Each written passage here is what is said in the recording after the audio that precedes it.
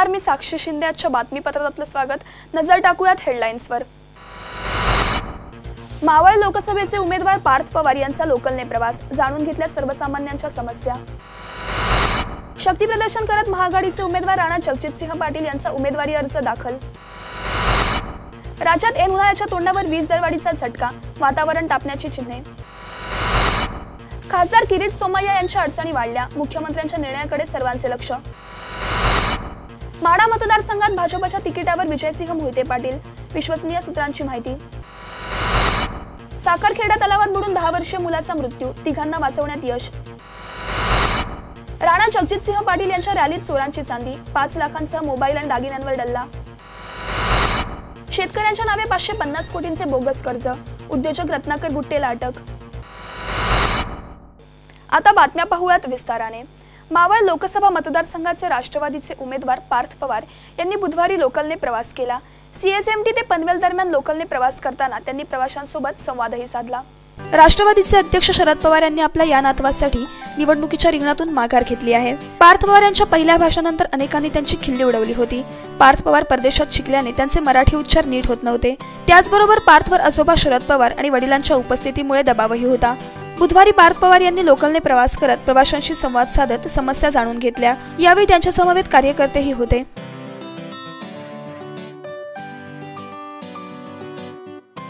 Bureau report, संवाद Marathi live, Khopoli.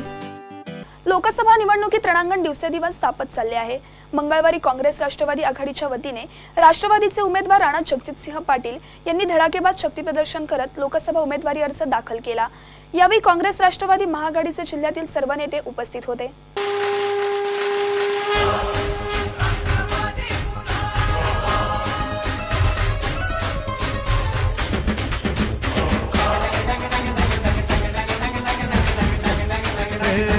आवाज कोणाचा, आवाज जनतेचा, दाही दिशातून घुमला राष्ट्रवादी पुन्हा। शहरातील लेडीज क्लब येथे भव्य कार्यकर्ता मेळावा आयोजित करण्यात आला होता। भर उन्हात ढोल ताशांच्या गजरात काढण्यात आलेल्या रॅलीमध्ये तरुण मोठ्या संख्येने सहभागी झाले होते। लेडीज क्लब पासून आंबेडकर चौक ते छत्रपती शिवाजी महाराज चौकापासून जिल्हाधिकारी कार्यालयावर प्रचंड मोठ्या रॅलीने शक्ती प्रदर्शन करण्यात आले। यामध्ये माजी मंत्री डॉक्टर पद्मसिंह पाटील, दिलीपराव देशमुख, आमदार दिलीप सोपल, आमदार मधुकर चव्हाण, बसवराज पाटील, सतीश चव्हाण, विक्रम काळे, माजी आमदार सीना आलुरे, काँग्रेसचे जिल्हाध्यक्ष प्रशांत छेडे, जिल्हा परिषदेचे उपाध्यक्ष अर्चना पाटील यांच्यासह आघाडीचे नेते सहभागी झाले होते। यावेळी उमेदवार राणा जगजितसिंह पाटील यांनी युतीच्या फसव्या धोरणावर टीका केली। माझं म्हणणं काय आहे, हा विषय जो आहे निवडणुकीचा हा अतिशय स्पष्ट पाहिजे की जनतेला कोण न्याय देऊ शकतं।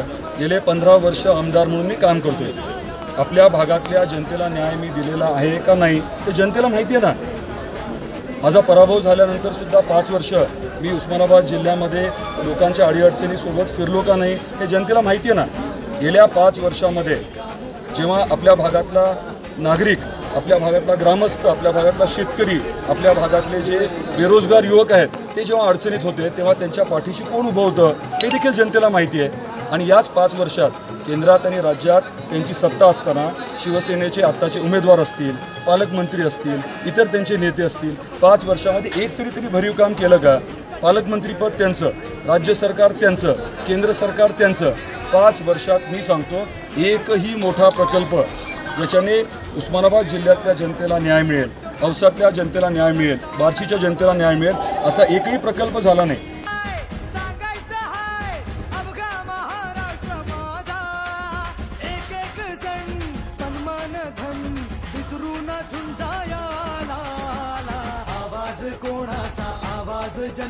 जिल्ह्यातील पारंपरिक प्रतिस्पर्धी असलेल्या राष्ट्रवादी काँग्रेसचे उमेदवार आमदार राणा जगजितसिंह पाटील आणि शिवसेनेचे उमेदवार माजी आमदार ओमराजे निंबाळकर यांच्यात मोठी चुरशीची लढत होत आहे।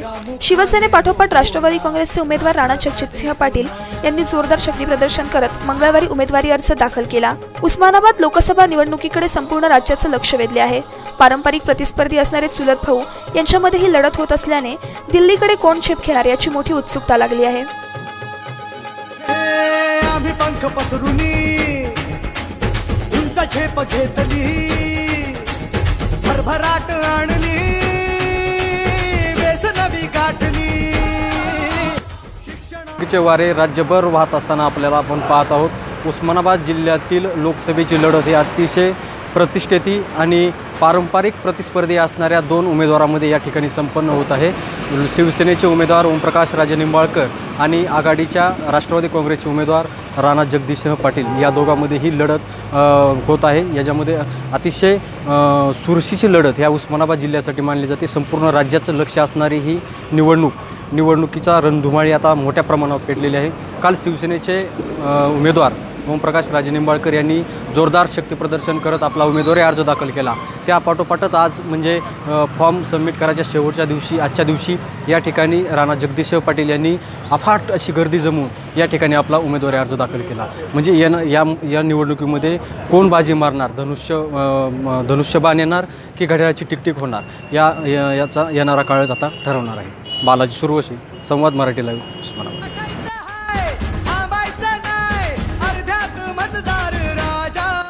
बालाजी सुरवसे, संवाद मराठी लाईव्ह, उस्मानाबाद। ऐन उन्हाळ्यात सर्वसामान्यांना वीज दरवाढीचा चटका बसलाय। राज्य वीज नियामक आयोगाने सप्टेंबर 2018 मध्ये दिलेल्या वीज दरवाढीच्या आदेशानुसार महावितरणचे वीज दर वाढणार आहेत। 1 एप्रिल 2019 पासून वीज दरवाढ होणार आहे। घरगुती वीज ग्राहकांना सरासरी 3% दरवाढीचा फटका बसणार आहे। या 3% वाढी व्यतिरिक्त स्थिर आकारातही 10 रुपयांची वाढ होणार आहे। ऐन निवडणुकीच्या काळात ही दरवाढ होत असल्याने त्यावरून वातावरण तापण्याची चिन्हे आहेत। महावितरणाच्या दरमहा 100 युनिटपर्यंत वीज वापरणाऱ्या घरगुती ग्राहकांचा वीज दर 5.30 रुपये प्रति युनिट होता। आता या ग्राहकाची वीज 16 पैशांनी महाग होऊन त्यांना 5.46 प्रति युनिट मोजावे लागतील। 101 ते 300 युनिटपर्यंत वीज वापर असलेल्या ग्राहकांची वीज युनिट मागे 24 पैशांनी महाग होईल। ब्युरो रिपोर्ट, संवाद मराठी लाईव्ह, मुंबई। भाजपचे वाचाळवीर खासदार किरीट सोमय्या यांच्या अडचणी पुन्हा वाढल्या आहेत।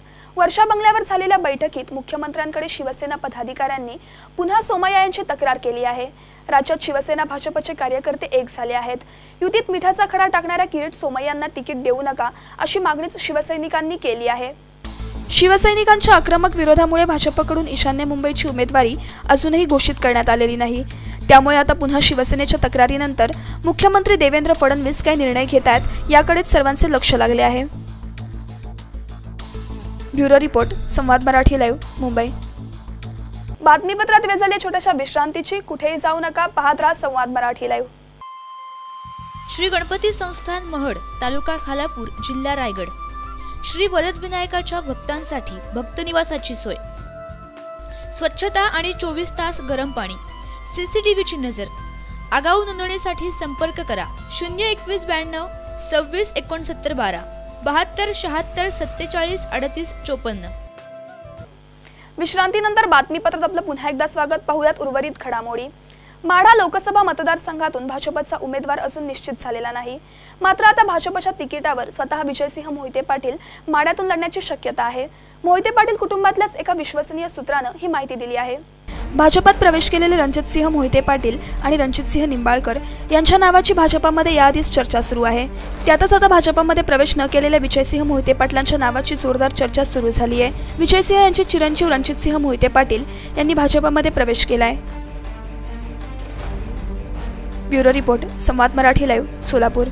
बुलढाणा जिल्ह्यातील साखरखेर्डा येथील मेहकर रोडवरील महालक्ष्मी तलावात पोहण्यासाठी गेलेले 4 विद्यार्थी बुडाले। 4 पैकी 3 जणांना वाचवण्यात यश आले असून एकाला जलसमाधी मिळाल्याने सर्वत्र दुःख व्यक्त केले जात आहे।